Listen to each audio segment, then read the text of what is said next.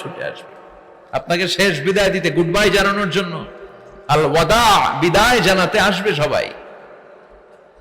4 তাকবীর দিয়ে আপনার জানাজা হবে, অশ্রুসিক্ত জানাজায় আপনার বিদায় হবে।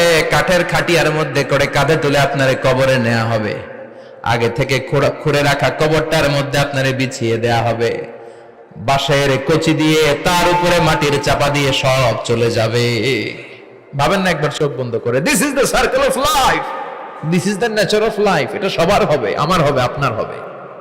এত মায়া, এত ভালোবাসা কই যাবে? কেউ থাকবে না। সবাই আপনার অন্ধকার কবরে রেখে দিয়ে চলে আসবে। উপরে বাঁশের কঞ্চি, তার উপরে মাটির চাপা, অন্ধকার আর অন্ধকার। এই অন্ধকার যেন শেষ হতে চায় না, শুধুই অন্ধকার, ঠিক কি না? এজন্য আমাদের চলে যেতে হবে। দাদা গেল, চাচা গেল, মামা গেল, আমাদেরকেও যেতে হবে। জোরে কোন ঠিক কিনা? একদিন মাটির ভেতরে হবে ঘরে মন আমার, কেন বন্ধ দালান ঘর? প্রাণ পাখি উড়ে যাবে পিঞ্জর ছেড়ে,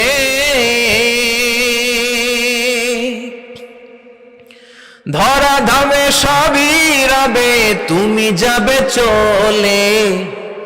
বন্ধু বান্ধব যত, মাতা পিতা যারা সুত, সবই হবে তোমার পরে। মন আমার কেন বন্ধ দালান ঘর? একদিন মাটির ভেতরে হবে ঘরে মন আমার, কেন বন্ধ দালান ঘর? ঠিক কিনা? সব পরে থাকবে, চলে যেতে হবে আমাদেরকে। এজন্য আখিরাতের কথা যেন আমাদের স্মরণ হয়। বিশ্বনবী বলতেন, নাহাইতুকুমান জিয়ারাতিল কবুর, আমি তোমাদেরকে কবর জিয়ারত করতে আগে নিষেধ করতাম, কিন্তু এখন নিষেধাজ্ঞা প্রত্যাহার করে নিলাম। এখন সব সময় তোমরা কবরের সামনে যাবা আর জিয়ারত করবা। কবরস্থানে জানতো বড়ুয়া কৃষ্ণপুরের এই গ্রামের কবরস্থান আছে? কোন দিকে? পূর্ব দিকে আছে, গোখরার জলের ওদিকে। যান আপনারা, একটু যাবেন, একটু গেলে আখিরাতের কথাটা স্মরণ হবে। ওখানে ছোট শিশুরা শুয়ে আছে, কিশোর যুবকরা আছে, আপনার মতো তাগড়া যুবক, মুরব্বীরা আছে।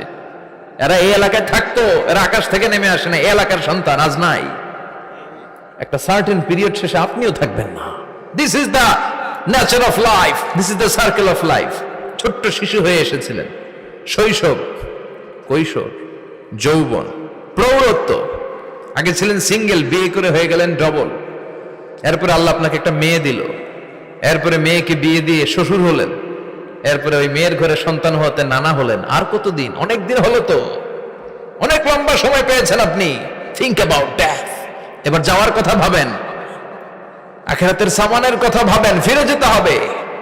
কি শক্তিশালী যুবক, বার্ধক্য চলে আসলে লাঠি ছাড়া চলতে পারে না। কুচকুচে কালো দাড়ি সাদা হয়ে যায়, দাড়ির শুভ্রতা, বয়সের ভার, রং ধরা যৌবন জং ধরে শেষ, ঠিক কিনা? This is the circle of life. যুবক ভাইরা, এটাই জীবন, চলে যেতে হবে, কেউ থাকতে পারবে না, ঠিক কিনা? এটা রিমাইন্ডার আল্লাহ এই সূরার ভেতরে দিয়েছেন যে তোমাদেরকে ফিরে যেতে হবে। এই লোভ লালসা ছেড়ে দাও।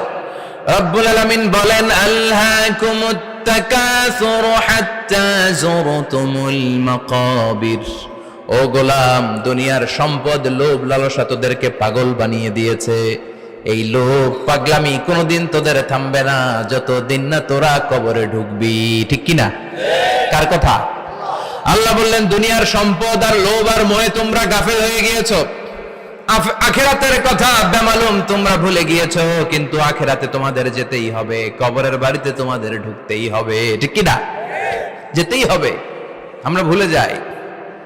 আলহাকুমুত তাকাসুর, অতিরিক্ত পাওয়ার লোভ, বেশি বেশি খাওয়ার লোভ, বেশি বেশি জমানোর লোভ মানুষকে গাফেল বানিয়ে দিয়েছে।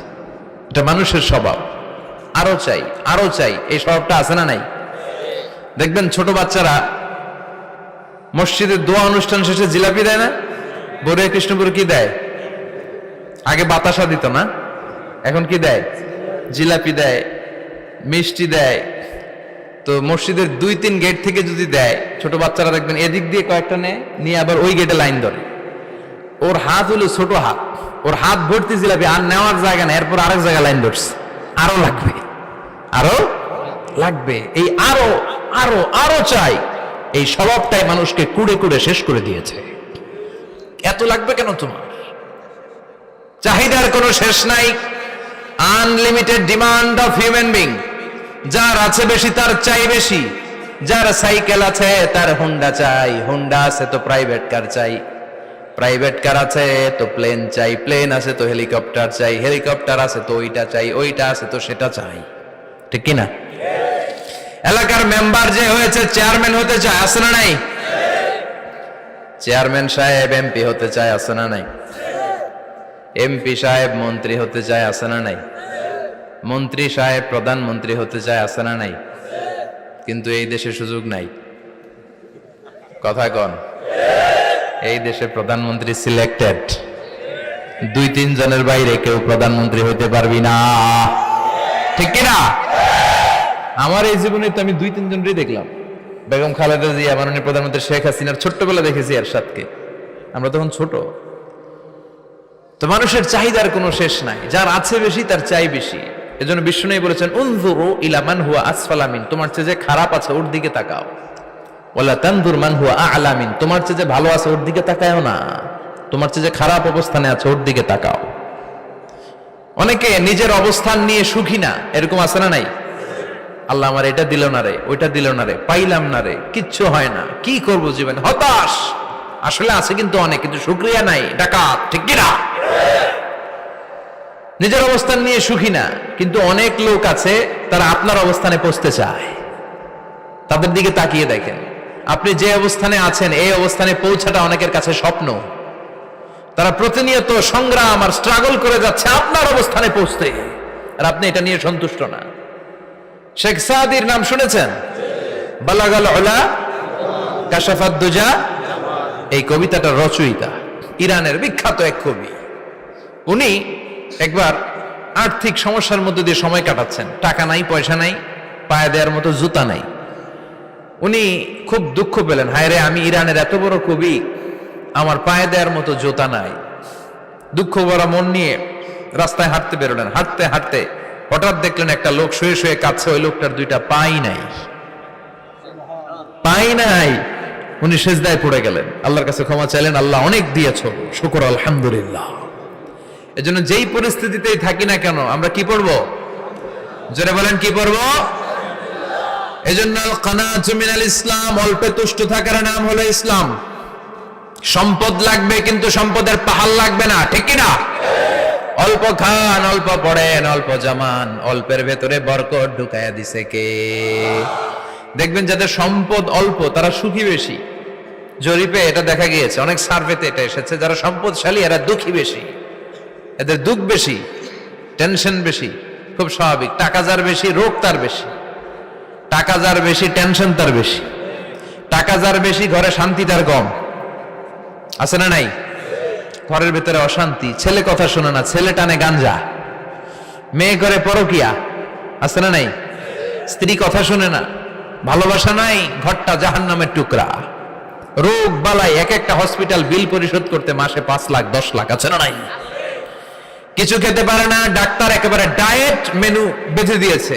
ডায়েট, ভেরি ডায়েট মেনু, এটা এটা এটা এটা কিছুই খাবেন না, শুধু গরু খাবেন না, খাসি খাবেন না, চিংড়ি খাবেন না, খালি ঘাস খাবেন, ইচ্ছে মতো ঘাস খাবেন, মানে ঘাস জাতীয় যত আইটেম আছে সব খাবেন, শাক খাবেন, সবজি খাবেন, সালাদ খাবেন। গরু, চিংড়ি, মুরগি, গোশত, ইলিশ কিছু খেতে পারে না।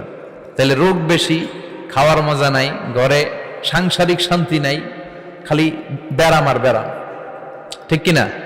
কিন্তু সম্পদের পাহাড় ঘটেছে। আর অল্প যারা খায়, অল্প পড়ে, রিক্সাওয়ালা, কুলিওয়ালা, অল্প বেতনের চাকরি, কিন্তু হক হালালি মেনে চলে, দেখবেন শান্তি আছে অনেক। হ্যাঁ, বাসা ভাড়া দেয়, ফ্যামিলি চালায়, বাচ্চাদের স্কুল বিল, এরপরও মাস শেষে 1-2 হাজার টাকা হাতে থেকে যায়।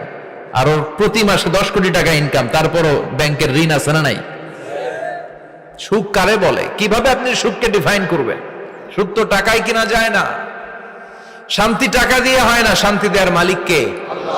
শান্তি আছে অল্প খেয়ে শুকর করার মধ্যে, শান্তি আছে আলহামদুলিল্লাহর মধ্যে। চিল্লায় বলেন ঠিক কিনা?